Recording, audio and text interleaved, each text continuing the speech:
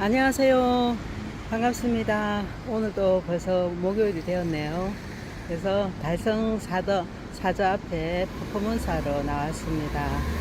저는 합법적인 대통령이신 박근혜 대통령님이 다스리는 자유대한민국의 국민 김미자입니다.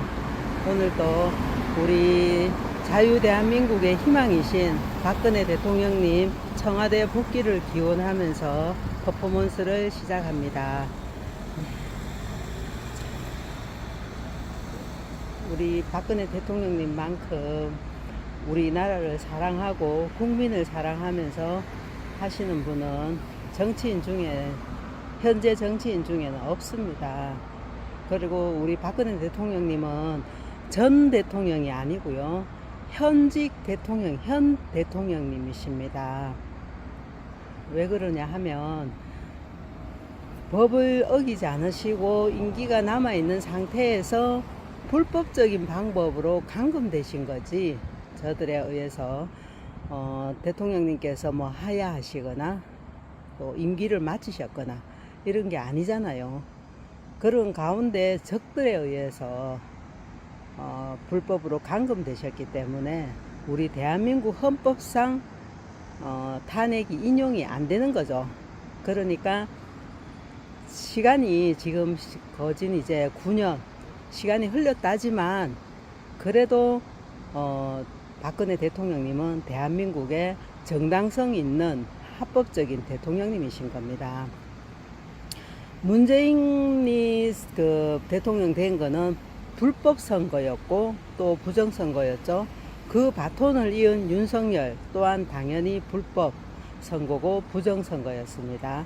그리고 또 그 바톤을 이은 이재명, 이 불법은 아무리 시간이 흘렀다 해도 그 합법이 바로 서는 날은 모두가 무효가 되는 것입니다. 무효가 되어야 되고, 도둑질 해갔는 거 그거는 도둑이지, 그 사람이 어떤 주인이나 될 수 없는 거지 않습니까? 그런 불법을 우리 국민들이 용인하면 안 돼요. 그래 보면 우리는 그 불법 나라에서 살아야 되는 겁니다. 윤석열을 대통령으로 인정하고 막 윤석열 어게인 해야 된다 하는 거, 그거 잘못된 겁니다. 윤석열은 그 내란을 벌써 2번이나 저지른 거죠. 박근혜 대통령님, 죄 없는 대통령님을 그 없는 죄를 덮어 씌워서 강제로 감금시킨 게 윤석열이니까, 한 나라의 대통령, 국민이 뽑은 대통령을 갖다가 그런 식으로 불법으로 감금했는 거는 우리나라를 위태롭게 한 내란입니다. 그 내란의 주범이에요, 윤석열이가. 그런 자가 어떻게 우리나라를 바르게 세우겠습니까? 그런데 그거를 간파를 생각하지 않고 윤석열이가 보수의 가면을 쓰고 지가 대통령 되기 위해서 했는 그걸 갖고 자유를 지키기 위해서 대통령직에 올라갔다 하고, 윤석열이가 자유를 위해서 싸운다 하고, 이런 식으로 윤석열 지지하는 자들 참 이 생각의 회로가 아주 이상하게 꼬여 있어요. 아닙니다. 절대 아닙니다. 그거는 박근혜 대통령, 윤석열이는 내란범이고 또 비상계엄 내린 그것도 절차를 따르지 아니하고, 대통령이라고 해서 아무리 그렇대도 비상계엄은 정말 내란 외환 때나 정말 위급할 때 아니고는 비상계엄 내리면 안 돼요. 그리고 우리는 지금 그 미국과 동맹이 되어 있기 때문에 그 미국에 비상계엄 내리기 전에 또 보고를 해야 되고요. 그런 절차가 있는데 절차를 싹 무시하고 비상계엄을 내렸고, 또 내렸으면은 자기가 말한 대로 정치를 우리나라에 있는 어떤 북한의 어떤 간첩들 잡아야 될 거 아닙니까? 그리고 처음에 솔직히 부정선거 말도 안 했거든요. 그래 놓고서는 뒤에 가가지고 이제 부정선거 이야기 했는데, 사실 부정선거를 고칠 생각 전혀 없었어요. 어로대란이라고 이야기했거든요. 그 어로대란, 그게 비상계엄 내릴 일입니까? 말도 안 되는 일입니다. 하여튼 정말 답답한 게, 민주당을 지지하는 자들은 아예 그렇다 치더라도 그 박근혜 대통령님 불법 탄핵을 외치면서 박근혜 대통령 청와대 참 탄핵 무효를 외쳤던 사람들이 윤석열 어게인으로 윤석열 지지하는 자들로 돌아서 가지고 있는 거 정말 그게 너무너무 안타깝고 진짜 그 사람들이 오히려 더 이 나라를 더 혼란스럽게 만듭니다. 깨어나세요. 우리가 처음 태극기 들었던 거는 박근혜 대통령 때문에 그 파면이 위헌 파면이기 때문에 태극기 들었던 거고 그때 우리나라 헌법이 무너진 거였습니다. 그 이유는 자유 합법적인 나라가 아니고 불법적인 나라예요. 우리 대한민국은 지금 법이 무너진 상태고 무법천지고 지금 무질서 하잖아요. 그 민주당이나 이런 애들이 얼마나 그 무거운 악법들을 많이 만들어 놨어요. 기업들도 지금 전부 다 지금 기업하기 힘드니까 외국으로 지금 미국으로 건너가잖아요.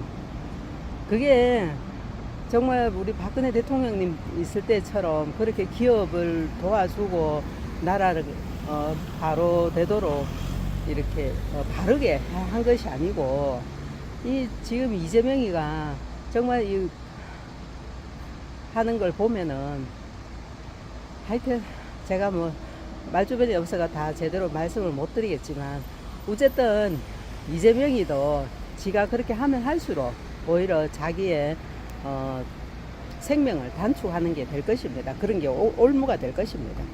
네, 어쨌든 서두가 너무 길었는데요. 우리나라를 장악하고 있는 이 딥스테이트, 그 문재인, 윤석열, 이재명 전부 다 이 딥스테이트들의 하수인 아닙니까? 그리고 지금 참 서글픈 게 우리 대한민국 헌법 헌재가 법을 준수해야 될 헌재 자체도 이 딥스테이트들의 전부 다 손아귀에 넘어가 가지고 이 박근혜 대통령이 위헌 파면 선고 외치지도 아니하고 또 참 그거 바로 재조사 해주지도 아니하고 하여튼 불법과 손을 잡고 그래 있으니까 참 안타까운 일이죠. 그렇지만 사필 기정에 의해서 바로 될 겁니다. 그 헌재는 반드시 그 잘못한 그 죄과에 대한 대가를 받게 될 것입니다. 자, 내일부터 우리 유경수 여사님 탄신 100주년 특별 기념 기획 뮤지컬 우리 달성 국민체육관에서 합니다. 근데 여기에 초대권이 있어야 되더라고요. 초대권은 요 달성군 가나라의 읍사무소에 가면 읍사무소나 면사무소 이런 데 가면 준비되어 있으니까 관람하시고 싶은 분은 그곳에 가셔서 달라고 요청하시면 될 것 같습니다. 참 놀라운 게 제가 이렇게 유경수 여사님 탄신 100주년이라는 생각 자체를 못하고 이렇게 유경수 여사님 책을 읽게 됐는데 어제 시기적으로 굉장히 좀 이래 잘 맞은 것 같아요. 지금 유경수 여사님 책을 우리가 읽고 있는데 너무 그런 것도 참 감사하기도 하고 책을 읽으면서 우리 유경수 여사님께서 얼마나 좀 고마운 분이고 훌륭한 분인가를 다시 새삼 깨닫습니다. 참 그리고 우리 박근혜 대통령님과 트럼프 대통령님 두 분 얼굴 보면 마음이 평안해져요. 정말 너무도 훌륭하시고 제가 존경하는 두 분이십니다. 정말 두 분이 있어서 지금 이 시대에 이 두 분이 있어서 우리 지구 행성 자체가 전체가 노예에서 벗어날 수 있는 그런 그 축복을 누릴 수 있도록 해주시는 분들입니다. 정말 고마운 분들이죠. 진짜 하루속히 EBS가 오고 그동안 있었던 모든 진실들이 온 세상 사람들한테 알려지기를 간절히 바랍니다. 그리고 우리 박근혜 대통령님도 하루속히 청와대로 그렇게 되면 자 청와대로 복귀하셔야 되는 거죠. 또 내사라 개사라 세상이 되면 또 지금하고는 영 다른 정부 형태로 될 것이고 또 우리가 이때까지 경험해보지 못했던 정말 새로운 좋은 세상이 올 것이니까 참 감사한 생각이 듭니다.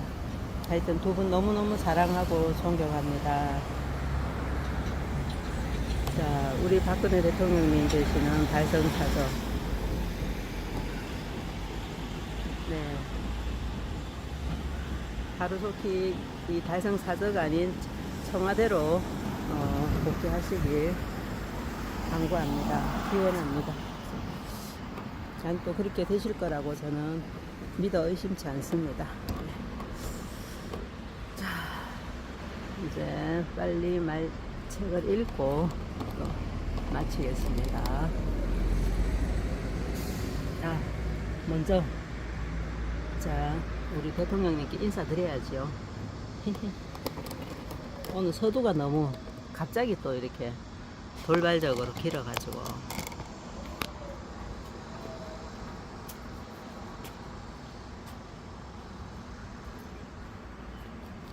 사랑하고 존경하는 대통령님 절 받으세요.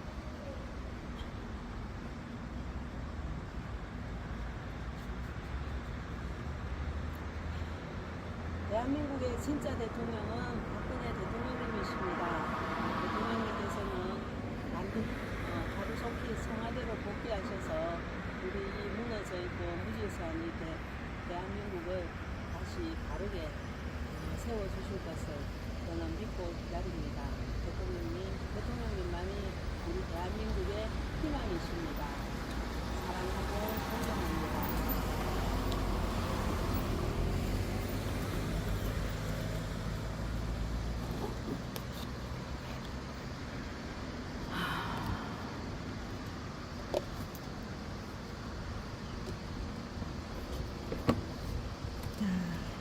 비도 올 수 또 올지 모르니까 어떡하고 마치겠습니다.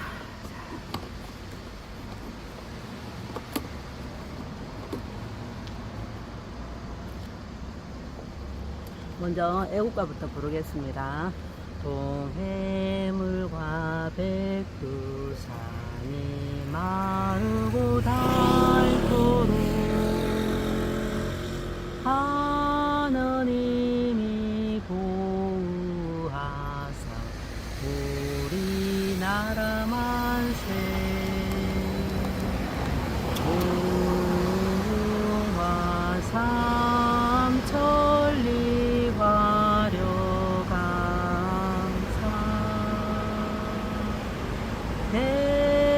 대한사람 대한민국 길이 보전하세 남산 위에 저소나무 철갑을 들은 듯 바람 소리 불벼나무 우리 기상일세 무궁화 삼천리 화려강산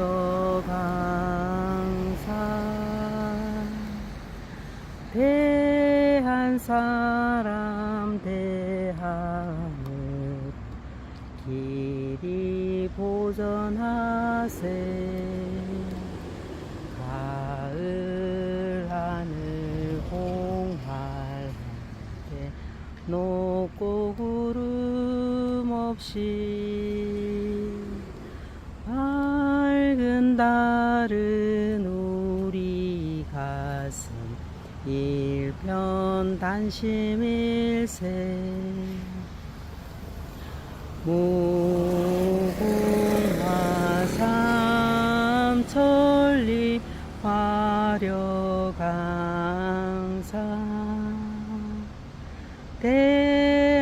대한사람 대한으로 길이 보전하세 이 기상과 이 마음으로 충성을 다하여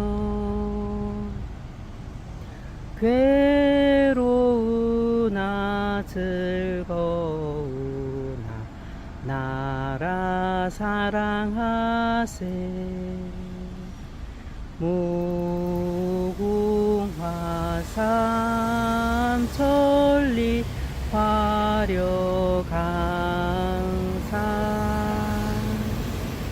대한 사람 대하늘 이리 보전하세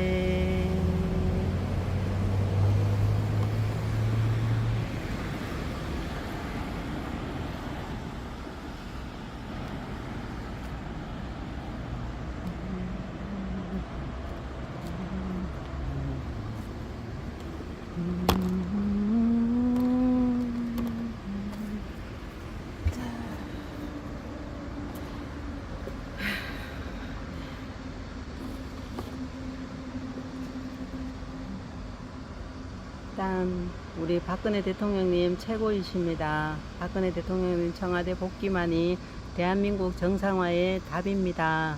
대통령님 사랑하고 존경합니다.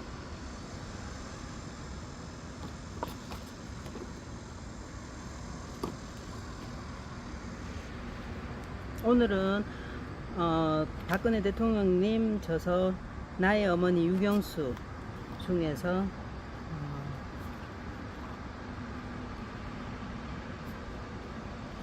기다림의 신혼사진첩이라는 부분을 읽어드리겠습니다. 그러니까 요 2장인데 그때 그 시절의 짧은 필름 하면서 이렇게 나와 있어요. 우리 유경수 여사님. 햇빛이 나버렸네. 펴지잖아.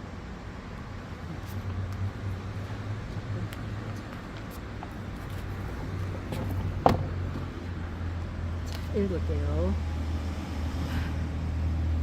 제가 읽다가 눈물이 자꾸 나고 목이 메이면 자제를 하려고 해도 잘 안 돼요. 좀 이해해 주시기 바랍니다.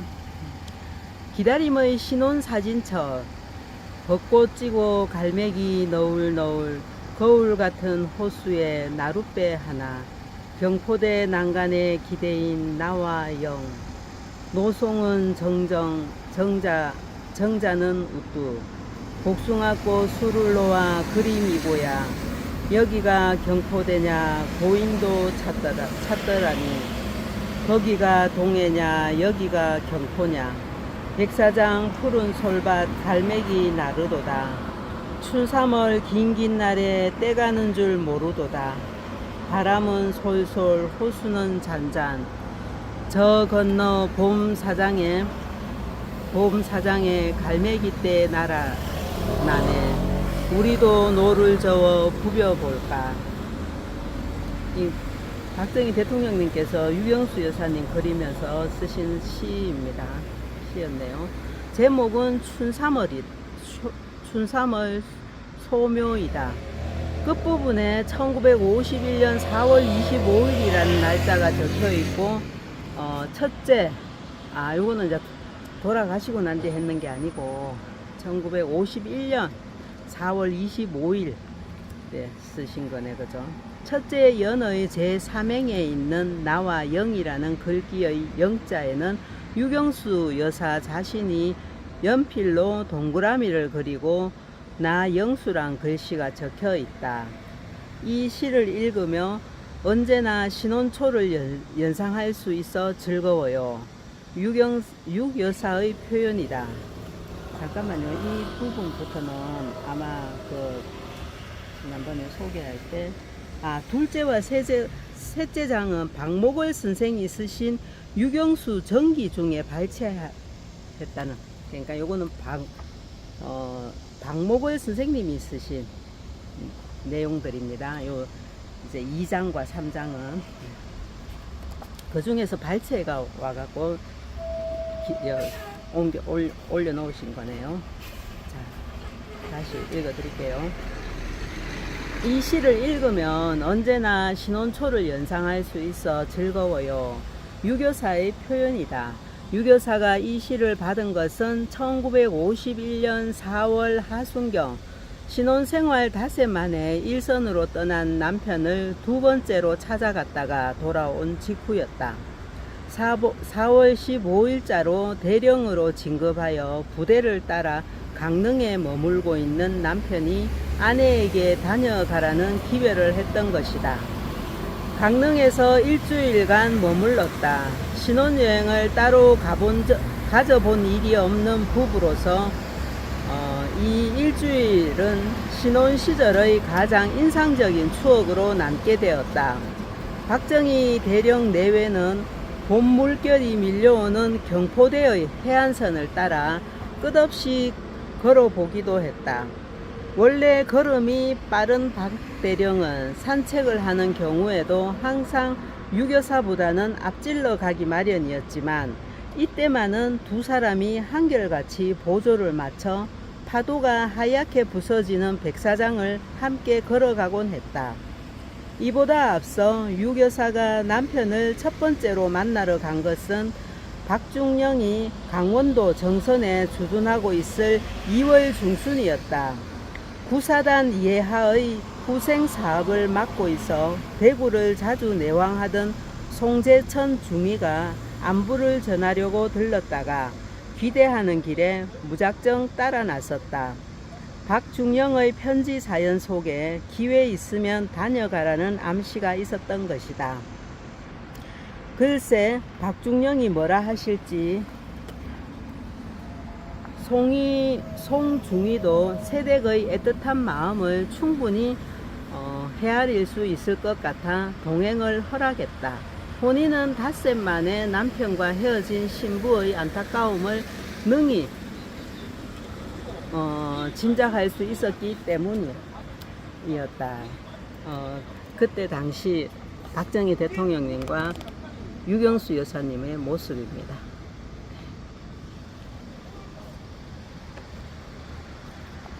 꼭 가겠다면 데리고는 가지만 군복을 입어야 해요. 민간인을 군용차에 태우면 검문에 걸린단 말이에요. 다음날 유경수 유여사는 연락병 편에 정선을 방문하겠다는 뜻을 남편에게 편지로 알렸다. 그리고 이틀 뒤 한복 위에 군용 겉옷을 껴입고 방한모를 쓴 채 군용 차량에 올라탔다.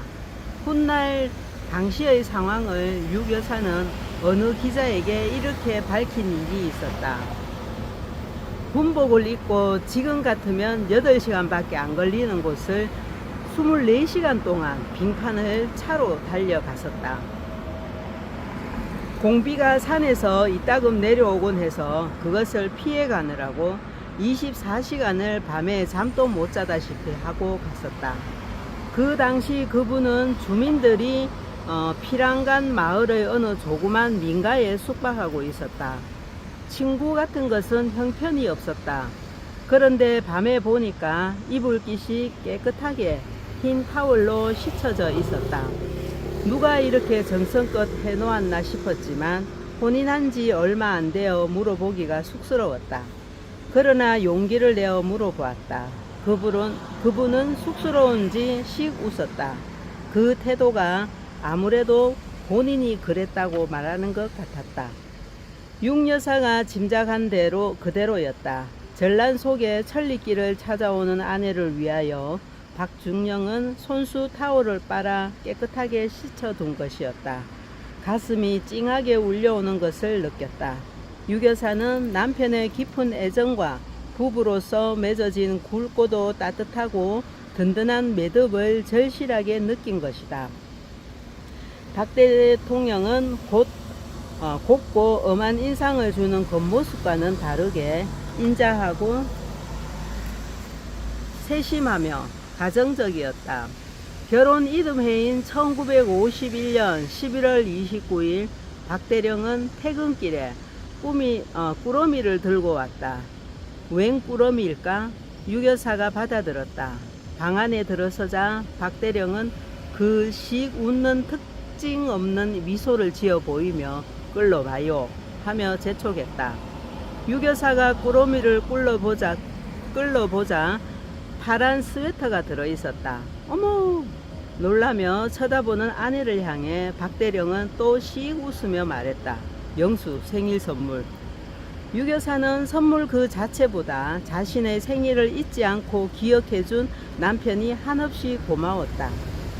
1952년 이른 봄 어느 날이었다. 박대령이 퇴근하여 저녁 식사를 마치자 유교사는 가벼운 진통을 느꼈다. 아기를 낳게 되려나 보다. 산파에게 연락을 했다. 자정쯤 산모의 신음소리가 들려오자 박대령은 애처로운 아내의 모습이 눈앞에 어른거려 가만히 앉아 있을 수가 없었다. 안방으로 건너갔다. 산모의 얼굴에 구슬 같은 땀이 맺혀 있었다. 저렇게 고생하는 걸 차마 못 보겠는데 어떻게 방법이 없을까? 산파에게 물었다. 당시만 해도 분만의 새 의술이 알려지지 않았으며 산부인과도 흔하지 않았다. 고작 산파를 부를 따름이었다.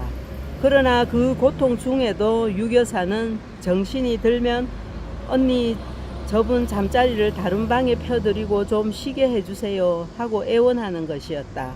그리하여 언니 육인순 씨가 건넌 방으로 가서 좀 쉬도록 권했으나 박대령은 끝내 산모 옆에서 떠나지 않았다. 다음날 새벽 아기 박근혜 씨를 낳자 박대령은 수고했소 하고 수건으로 아내의 이마에 맺힌 땀을 닦아주었다. 그때부터 박대령은 점심시간에는 꼭 집으로 돌아와 식사를 했다. 어린 것을 보는 일이 커다란 즐거움이었기 때문이다. 이제 또 시가 나옵니다.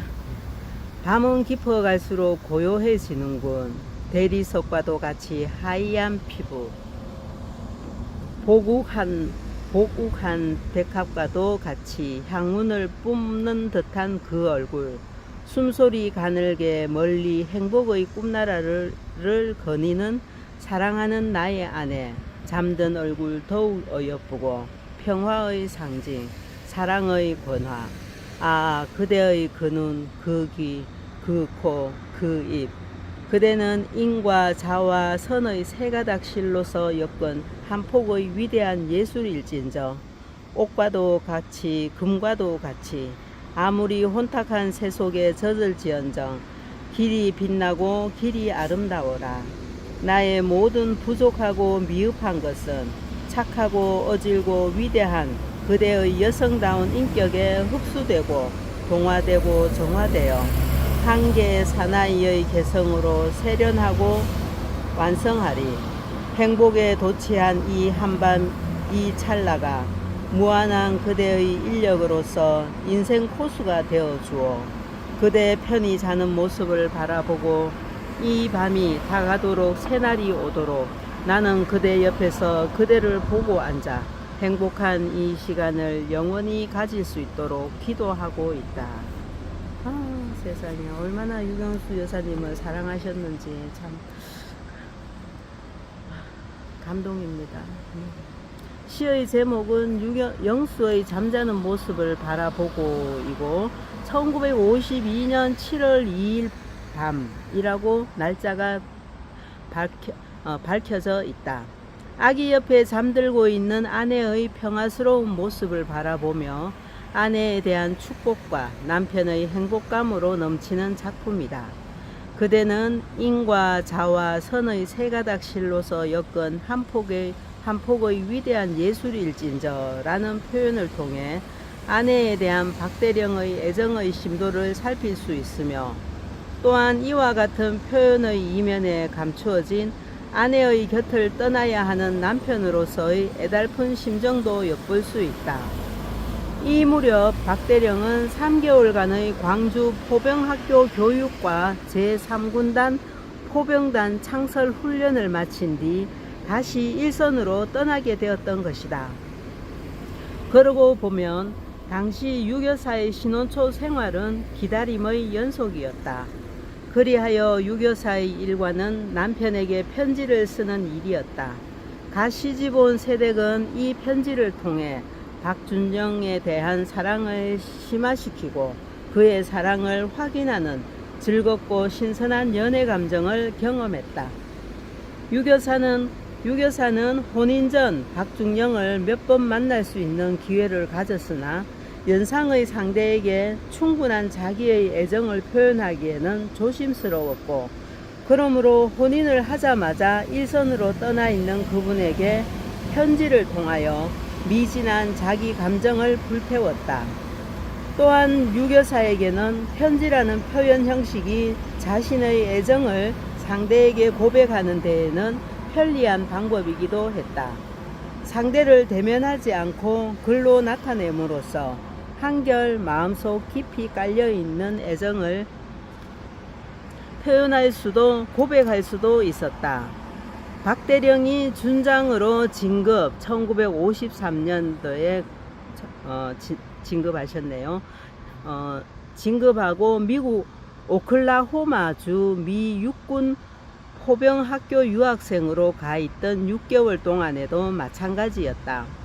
유교사는 편지를 통해 매일같이 일어났던 가정사나 근혜양의 성장 상태나 재롱 혹은 한국 사회 형편이나 자신의 소감을 보고서라도 쓰듯 사연을 적어 사흘에 한 번씩 미국으로 띄웠다. 편지를 쓰는 것으로 유교사는 비록 남편과는 현실적으로 멀리 떨어져 있었지만 마음속으로는 함께 호흡할 수 있고 가까이 느낄 수 있었다. 유교사의 모든 생활의 이면에는 남편의 신뢰와 사랑이 자리 잡고 있었으며, 무엇을 하든 유교사의 생활은 남편의 애정으로 귀일되었다. 이것은 유교사의 생활의 중심적인 사상으로 그 후 청와대에서의 대통령 영부인으로서의 생활도 다를 바가 없었다. 그 해 1954년입니다. 그해 봄 유교사는 조그만 앞들에 채소밭을 일구었다. 흙을 파헤치고 상추 씨앗을 사다가 뿌려놓았다. 조그만 채소밭도 푸릇푸릇 모양을 갖추어 갔다. 잡초를 뽑고 밭을 메고 물을 뿌려주며 정성껏 가꾸었다. 남편이 귀국할 때쯤이면 식탁에 싱싱한 채소를 올려놓을 수 있다는 소박한 꿈을 가졌던 것이다. 외출을 통하지 않는 유교사였지만 남편에게 편지를 붙이는 한 가지 용건만으로 사흘에 한 번씩 중앙우체국에 갔다. 남편 곁에 보다 가까이 간다는 심정이었을지 모른다. 훗날 청와대 시절 유교사는 어느 여성 잡지 기자와의 대담에서 이렇게 수레했다. 나는 가끔 여러 가지 일로 시간에 쫓기다 보면 비교적 가정일에만 마음을 쓸 수 있었던 청와대 이전의 생활을 회상해 보게 되지요. 그때는 그 생활이 그렇게 행복하다고 느껴보지는 못했지만 지금은 그 시절이 무척 그리워질 때가 한두 번이 아니에요. 특히 그분이 미국에서 교육을 받으시는 동안 닷새가 멀다 하고 보내주시는 편지를 받고 나는 꼭 사흘 만에 한 번 일기 쓰는 식의 답장을 보내드렸어요. 교육을 마치고 돌아오게 될 그분을 기다리며 깊은 밤에 혼자서 일기를 써 나가듯 그분에게 긴 편지를 쓰고 있으면 모든 시련과 어려움을 다 잊어버린 채 한 가정주부가 가지는 소박한 행복감을 마음 가득히 갖곤 했었지요. 미국서 돌아오셨을 때 보니까 내가 보낸 편지를 전부 받으신 순서대로 스크립해서 가져오신 것을 보고 무척 고맙게 생각했어요. 다음의 글은 미 육군 포병학교에서 교육을 마치고 귀국하던 박정희 당시 준장이 1954년 6월 14일 제너럴 포우프호 선상에서 적은 일기의 한 구절이다. 나의 어진 아내 영수, 그대는 내 마음의 어머니다. 새방살이 없는 살림 좁은 우란에 우물 하나 없이 구차한 집안이나 그곳은 나의 유일한 낙원이요 태평양보다도 더 넓은 마음의 안식처이다. 맑은 마음의 우물이 샘솟는 나의 집이거늘 없는 것이 무엇이랴 영원한 마음의 양식이 우리 가정을 지켜줄 것이다. 불은 우리 가정에는 새로운 회보가 기다리고 있다. 남아일까 여아일까 무엇이든 관계할 것이 없다. 다만 영수와 내가 부모로서의 최선의 성과 애정으로 육성하여 부모로서의 도리를 다할 뿐. 이것만이 우리들의 할 일. 이름을 무엇으로 할까? 남아일 때는 태평양에서 본 구름과 같은 기운을 상징시켜 운자를 넣을까? 시운, 수운, 일운, 일훈. 여아일 때는 근수, 운수, 근정, 근랑, 운희, 영수와 상의하여 결정하기로 결정권은 영수에게 일임하자. 네, 여기까지입니다. 얼마나 이렇게 자상하고 자상자애한 그 남편이었는지. 정말 유경수 여사님도 행복하셨겠어요. 이렇게 남편의 따뜻한 사랑을 받으셨으니까. 또 그런 따뜻한 사랑을 주도록 마음을 일으킨 거는 또 박정희 대통령님께서 정말 참 잘해주셨고, 또 유경수 여사님께서도 정말 지혜롭고 현명하게 현명한 부인으로서 역할을 너무 잘 하셨기 때문에 그렇게 서로 간에 부부 어떤 애정이 솟지 않으셨을까 싶은 생각이 듭니다. 정말 너무 좋아요. 감동적이고. 얼마나 좋으셨으면 이렇게 표현하시기를. 진짜 한번 그 박정희 대통령님께서 유경수 여사님을 표현한 내용을 한 번 더 읽어 드릴게요. 나의 어진 아내 영수, 그대는 내 마음의 어머니다. 새방살이 없는 살림, 좁은 울 안에 우물 하나 없이 구차한 집 안이나 그곳은 나의 유일한 낙원이요, 태평양보다도 더 넓은 마음의 안식처이다. 맑은 마음의 우물이 샘솟는 나의 집이거늘 없는 것이 무엇이랴. 영원한 마음의 양식이 우리 가정을 지켜줄 것이다. 여기에 참 이 말 속에 유경수 여사님에 대한 그 마음이 다 담겨 있잖아, 그죠? 오늘은 너무 이렇게 읽으면서 두 분의 그 편지를 주고받고 그 가운데 이렇게 서로의 마음을 나누면서 사랑하는 그 모습이 진짜 부럽기도 하고 정말 행복해지네요. 읽는 제 자신도 행복합니다. 진짜 오늘은 제가 조금 늦게 와가지고 시간이 좀 많이 돼서 여기까지 하고 이제 나의 조국 부르고 마치도록 하겠습니다. 백두산의 푸른 전기 이 땅을 수호하고, 한라산의 높은 기상 이결에 지켜왔네. 무궁화꽃 피고 져도 유구한 우리 역사, 구세계도 살아왔네. 슬기로운 우리 별에 영롱한 아침 해가 동해에 떠오르며, 우라말송 금수강사 여기는 나의 조국, 조상들의 빗땀어리 빛나는 문화유산, 영원토록 후손에게 유산으로 물려주세. 삼국통일 이룩한 화랑의 당신을 오늘의 이어받아 새마을 정신으로 영광된 새소국의 새 역사 창조하여 영원토록 후손에게 유산으로 물려주세.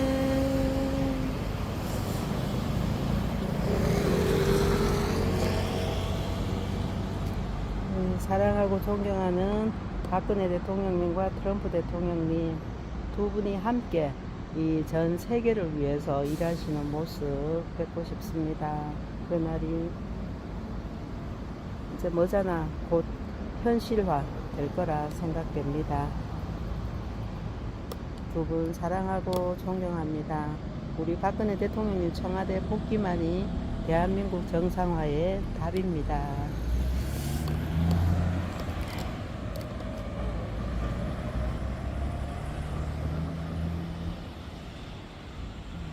우리 대통령 항상 건강하시고요.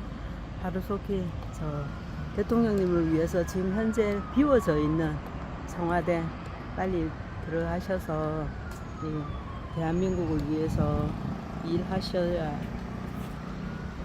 되지 않겠습니까?